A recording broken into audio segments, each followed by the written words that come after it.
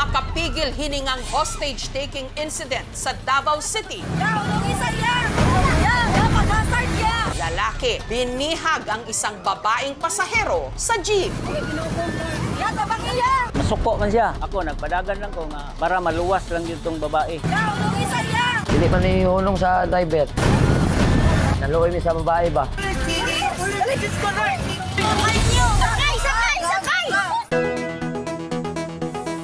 Dagsa-dagsang seafood sa seashore ng Liloan, Cebu. Nasa 1,000 na katao ang nasa baybayin tuwing linggo.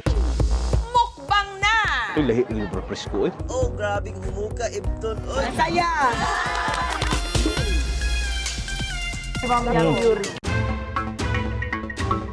Mga nagkakasakit sa kidney o bato sa Pilipinas. Parami ng parami at pabata pa ng pabata. Pag nasa school po ako, yung mga kinakain ko, junk food. Araw-araw po ako halos nagsasoft drinks. Naging consistent po ako sa pag-inom ng pills kasi gusto ko po i-reach yung mala-artistahe na yung itsura. Sana nag-stop ako sooner. Nalaman ko na nag-overdose na. Habang nagda-dialysis po siya, nag-seizure na po siya. Umiyak ako sa doktor. Sabi ko, ayoko na lumaban kasi pagod na yung katawan ko.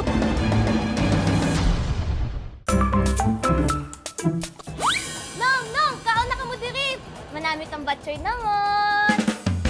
May Ilonggo girl, Jillian Ward. For smoother and softer skin.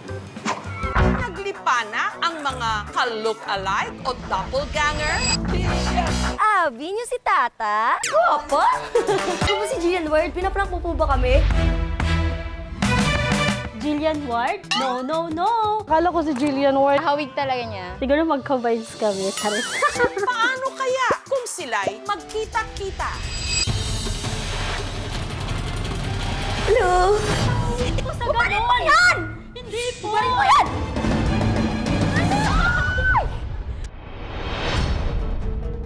Ang industriya ng alimasag o blue crab ng Negros Occidental, 2 billion peso industry. Ang Pilipinas ang third largest producer crabs at second largest exporter ng blue swimming crabs sa US. At hanap buhay ng maraming maliliit na mangingisda nanganganib dahil sa desisyon ng Korte Suprema na pwede nang pumasok ang mga commercial fishing vessel sa kanilang mga pangisdaan. Huwag nilang payagan para naman sa mga maliliit na mangingisda, ang amon kita sa daw kulang. Halos dyan po kami nabubuhay. Ngayon, kung kukunin pa nila yun, di paano na talaga yung mga maliliit kagaya namin. Bakit kayo nagpasya na mag-ingay? Mag-worsen talaga yung situation ng mga fisher folks given na sila yung ngayon ang pinakahirap.